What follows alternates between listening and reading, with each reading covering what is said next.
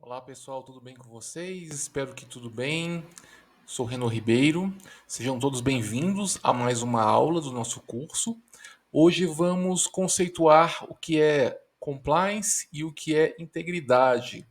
Esses são dois conceitos chaves para garantir a conformidade legal e o comportamento ético das organizações. Esses dois conceitos estabelecem uma abordagem abrangente para a gestão de riscos e para a promoção de uma cultura corporativa sólida. E vamos primeiro conceituar o que é compliance. Né? Às vezes é muito difícil, as pessoas falam e não conseguem conceituar o que é o compliance.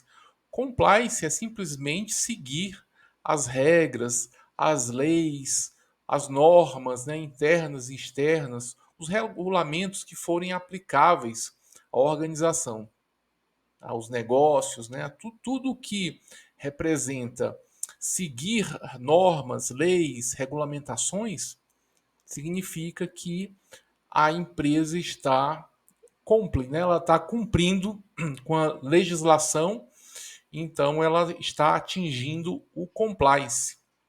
Qual o objetivo de compliance? É garantir que a organização opere de maneira ética e responsável, evitando os riscos, né, de infringir alguma norma legal, de desobedecer alguma regulamentação e também não colocar em risco a sua própria reputação. Os benefícios do compliance, de seguir as leis, as normas, né, os regulamentos, é o que? A melhoria da confiança dos clientes, dos investidores e das partes interessadas.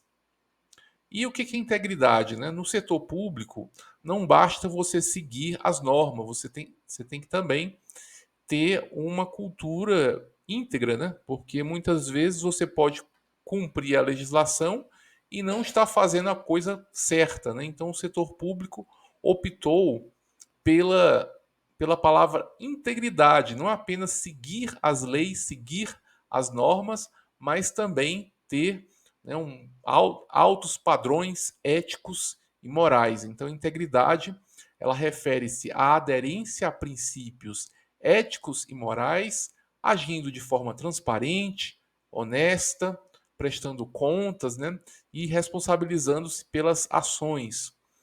E tudo isso envolve uma cultura dentro da organização, uma cultura de integridade.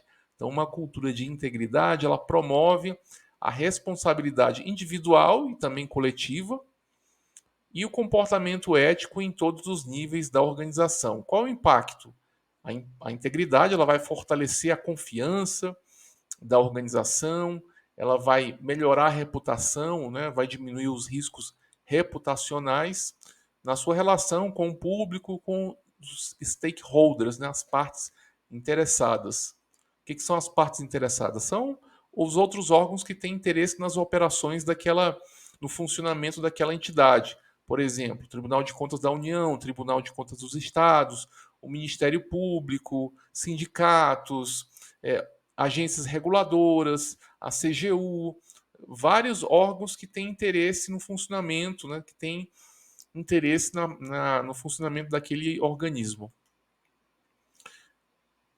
Programa de compliance. Então, a questão do compliance, ela passa muito pela cultura, pelo treinamento, pelo estabelecimento de padrões éticos, de programas, né, que prevejam, que possam identificar, né, por exemplo, os principais riscos de compliance numa organização. Então, um programa de compliance ele envolve a avaliação de riscos.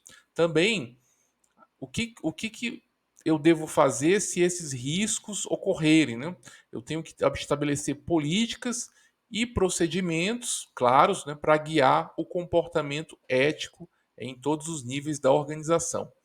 Treinamento e comunicação, que é disseminar a cultura de compliance por meio de treinamentos e comunicação e informação constante.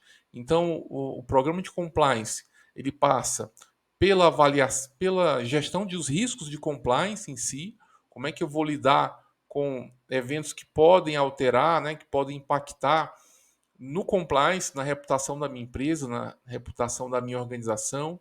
Também tem que estabelecer de modo claro políticas e procedimentos para que as pessoas possam seguir normas éticos, né, e princípios éticos e regulamentos que elas possam seguir, e também o treinamento constante. Políticas de integridade no setor público, né? Da mesma forma que no setor privado, no setor público também temos políticas, né, de integridade que devem, da mesma forma, atacar os riscos, né, os riscos de integridade, devem também estabelecer normas e padrões éticos para o comportamento dos dirigentes e dos funcionários, também envolver o treinamento e capacitação constantes, da mesma forma que no setor privado. E aí nós vamos promover a transparência das ações, né, do setor público. Isso ajuda, né, as políticas de integridade ajudam a promover a transparência, ao estabelecimento e a prática, né, de valores, de padrões éticos, né, nas políticas, definindo e divulgando padrões éticos claros para os servidores públicos, as normas de integridade, a própria prestação de contas, né, da gestão. Então, nós temos mecanismos de prestação de contas e de responsabilização, que consiste no accountability, e o próprio treinamento. Políticas e procedimentos de compliance. Temos, por exemplo, a criação de códigos de conduta que vão estabelecer as expectativas éticas e as normas de comportamento, práticas de anticorrupção, né, que vão proibir uma série de regulamentações que vão proibir, que vão coibir práticas de suborno, propina e outras formas de corrupção. Claro, isso tem que estar acompanhado de medidas punitivas. Claro, nós temos a questão dos treinamentos, que são as medidas educativas, preventivas, bem como as políticas de integridade, que são práticas preventivas, mas também temos que tomar providências punitivas depois que o mal feito acontecer, né? E tendo sempre a previsão de punições para esses comportamentos.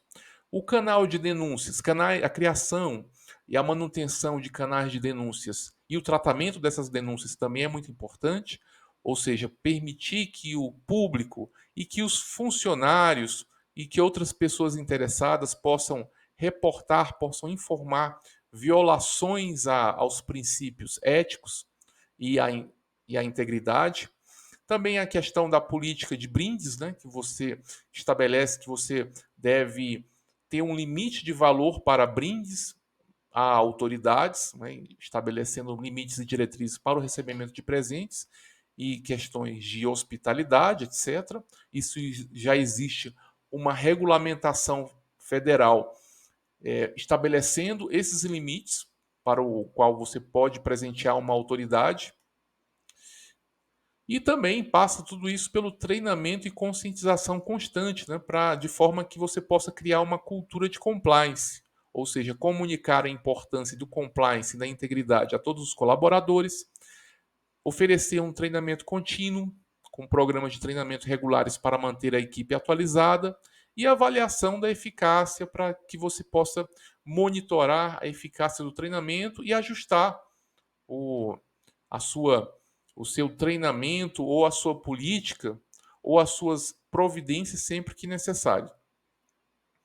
Então, o monitoramento da política é importante, né, da política de integridade, política de compliance, para que você possa ver se aquele teu planejamento, se aquela gestão dos riscos, se os treinamentos estão realmente dando frutos ou se é necessário promover algum ajuste.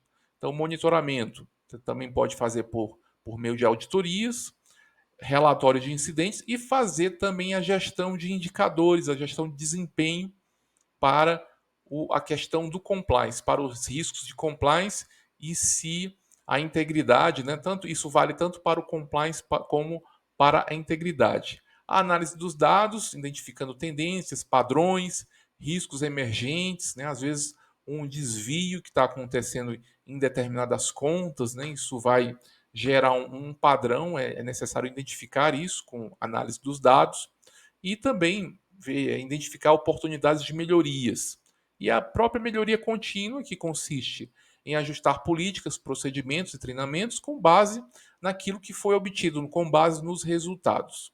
Então é isso, gente. Obrigado, um abraço, até o nosso próximo vídeo. Tchau, tchau.